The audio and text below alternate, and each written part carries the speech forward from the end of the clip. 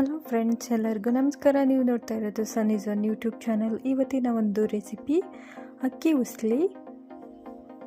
ಈ ಒಂದು recipe morning breakfast, ಮಧ್ಯಾಹ್ನ ಲಂಚ್ಗೆ ಅಥವಾ ಡಿನ್ನರ್ಗೂ ಕೂಡ ಮಾಡ್ಬೋದು. ಟೇಸ್ಟ್ ಅಂತೂ ಸಖತ್ತಾಗಿರುತ್ತೆ.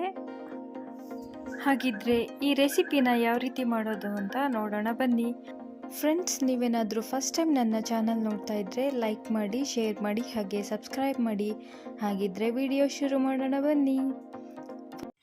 ಈಗ ಸ್ಟವ್ ಆನ್ ಮಾಡಿ ಕುಕ್ಕರ್ ಇಟ್ಕೊಳ್ತಾ ಇದ್ದೀನಿ. ಈಗ ಕುಕ್ಕರಲ್ಲಿ ಒಂದು 3 ಕಪ್ಪಷ್ಟು ಸೋನಾ ಮಸೂರಿ ರೈಸ್ ಹಾಕ್ಕೊಂಡು 2 ನಿಮಿಷಗಳ ಕಾಲ ಫ್ರೈ ಮಾಡ್ಕೊಳ್ತಾ ಇದ್ದೀನಿ. ಈ ಅನ್ನ ಮಾಡಲಿಕ್ಕೆ ಈ ರೀತಿ ಫ್ರೈ ಮಾಡಿಕೊಂಡೇ ಮಾಡಬೇಕು. ಈಗ ರೈಸ್ ಫ್ರೈ ಮಾಡ್ಕೊಂಡಾಗಿದೆ.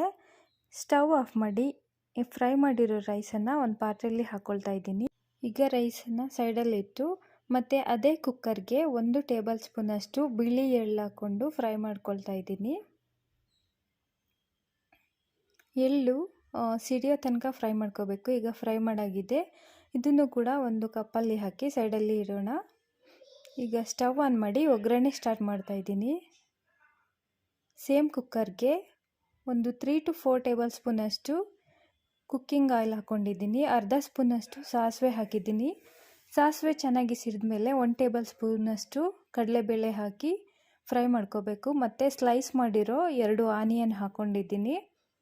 ಮತ್ತು ಸ್ವಲ್ಪ ಕರಿಬೇವಿನ ಸೊಪ್ಪು ಇಷ್ಟನ್ನು ಹಾಕಿ ಲೈಟಾಗಿ ಫ್ರೈ ಮಾಡ್ಕೋಬೇಕು. ಮತ್ತು 4 ಒಣಮೆಣಸಿನ್ಕಾಯಿ ಪೀಸಸ್ ಮಾಡಿ ಹಾಕ್ಕೊಳ್ತಾ ಇದ್ದೀನಿ. ಇವಾಗ ಇನ್ನೊಂದು ಸರಿ ಫ್ರೈ ಮಾಡ್ಕೋಬೇಕು. ಈಗ ಫ್ರೈ ಮಾಡಿ ಆಗಿದೆ.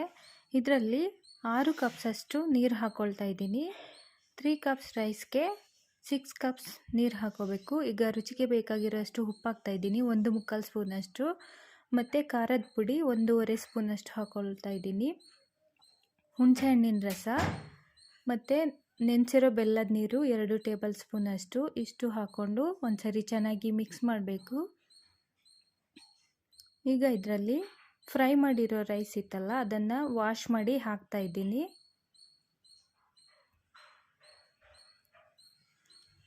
ರೈಸ್ ಹಾಕಿದ ಮೇಲೆ ಒಂದ್ಸರಿ ಚೆನ್ನಾಗಿ ಮಿಕ್ಸ್ ಮಾಡಬೇಕು. ಈಗ ಮಿಕ್ಸ್ ಮಾಡಿ ಆಗಿದೆ. ಈಗ ಕುಕ್ಕರ್ ಲಿಡ್ ಕ್ಲೋಸ್ ಮಾಡಿ ಒಂದು 3 ವಿಸಿಲ್ ಬರೋವರೆಗೂ ಹಾಗೆ ಬಿಡಬೇಕು.